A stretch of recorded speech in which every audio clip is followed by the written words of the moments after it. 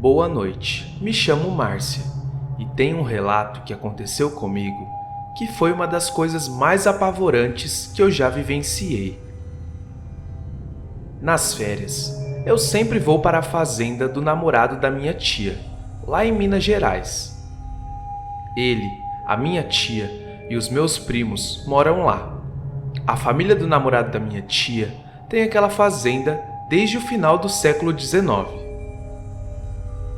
No verão passado, eu tinha ido para lá, como de costume, só que dessa vez o meu espírito curioso e aventureiro de adolescente não se contentou em ficar somente na piscina e andar a cavalo. Eu queria sair e explorar a fazenda inteira. Depois de um tempo enchendo meu primo Alex com isso, ele finalmente concordou em ir junto comigo, já que além de eu não querer ir sozinha, não conhecia tão bem a região quanto ele.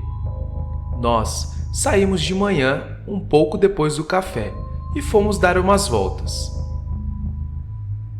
Quando estávamos um pouco longe da casa da fazenda, ele falou: "Já que você quer explorar, eu vou te levar para a casa antiga principal da fazenda." Quando ele falou aquilo, eu já sentia que eu ia encontrar muito mais do que eu queria lá. A casa antiga da fazenda ficava bem longe da outra, e nós levamos um bom tempo para chegar lá. Quando chegamos lá, eu vi que a casa era bem velha. Ela não era tão grande, mas não era pequena. A porta estava destrancada, estava simplesmente encostada. Não era exatamente aquilo que eu tinha em mente quando eu falei que queria explorar a fazenda. Estava mais interessado em um rio, alguma cachoeira, alguma montanha com uma vista bonita, ou até alguma caverna, mas era aquilo que eu tinha no momento. Nós entramos na casa e a primeira coisa que eu notei é que as paredes estavam completamente arranhadas, com umas manchas amarronzadas que pareciam sangue, mas poderia ser tinta velha também, apesar dos formatos delas serem bem estranhos. O meu primo falou que fazia tempo que ele não ia lá, mas que da última vez que ele foi, as paredes não estavam daquele jeito. Nós estávamos na sala principal, sendo que para a esquerda tinha uma passagem que levava para outra sala, a de jantar, e para a direita tinha um corredor que levava para os outros quartos. Da sala de jantar dava para ir para a cozinha e de lá para fora da casa de novo pela porta dos fundos. Nós pegamos o corredor da direita para olhar os quartos. Haviam 4 quartos e um banheiro no total. O primeiro quarto estava normal, nada demais, só poeira. O segundo e o terceiro a mesma coisa.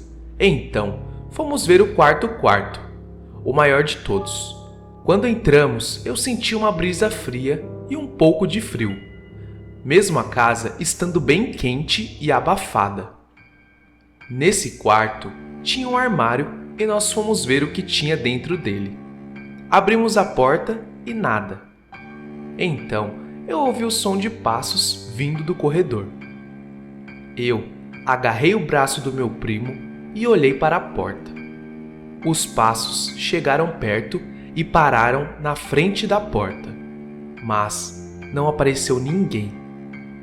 Então eu olhei assustada para ele e saí correndo, e ele veio atrás. Enquanto eu corria pela casa para sair dela, eu não vi ninguém lá dentro. Só vi as nossas pegadas na poeira, a de mais ninguém, apesar de ter ouvido os passos. Lá fora na luz do sol, ficamos mais calmos. Eu olhei para ele e ia perguntar o que será que tinha sido aquilo, quando ele começou a gritar, do nada. A única coisa que ele falava era: "Está doendo!" Eu olhei no braço dele e começou a aparecer um monte de marcas vermelhas e brotoejas. O pescoço dele começou a ficar todo vermelho também. Eu decidi que era melhor levar ele correndo para a casa da fazenda, para a mãe dele ver o que era. Antes de sair correndo com ele, eu dei uma última olhada para a velha casa. e vi uma fumaça meio cinza na porta de entrada, na forma de uma pessoa. Depois disso, eu agarrei a mão do meu primo e saí correndo de lá. Minha tia levou ele no hospital e deram alguns remédios para ele tomar. O estranho é que no dia seguinte ele já estava bom de novo. Nem parecia que ele tinha tido alguma coisa. Ele me falou que aquela era a primeira vez que ele tinha entrado nos quartos da casa antiga. E que era a primeira vez que ele tinha uma reação alérgica lá, mesmo já tendo ido naquela casa. Durante o jantar, nós falamos o que tinha acontecido no dia anterior e falamos dos passos que ouvimos.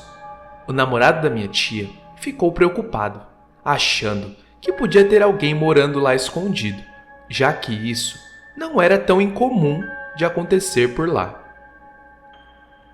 Ele resolveu ir investigar a casa no dia seguinte. Como não tinha muita coisa para fazer, o Alex e eu fomos juntos com ele. Quando chegamos lá, nós entramos na casa. E para nossa surpresa, as paredes não tinham arranhões nenhum. E nem nenhuma mancha de tinta ou sangue, ou o que quer que fosse aquilo. Mas eu e o Alex não saímos da sala. Foi o máximo que nós entramos. O namorado da minha tia procurou a casa inteira e não achou ninguém e nem sinal de que alguém além do Alex e de mim tenha estado lá dentro.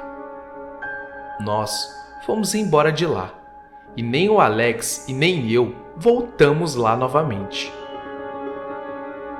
Mas eu não vou esquecer tão cedo daquela fumaça cinza que tinha na porta, e nem a alergia relâmpago do Alex, que veio do nada e foi embora como se ele nunca tivesse pegado coisa alguma.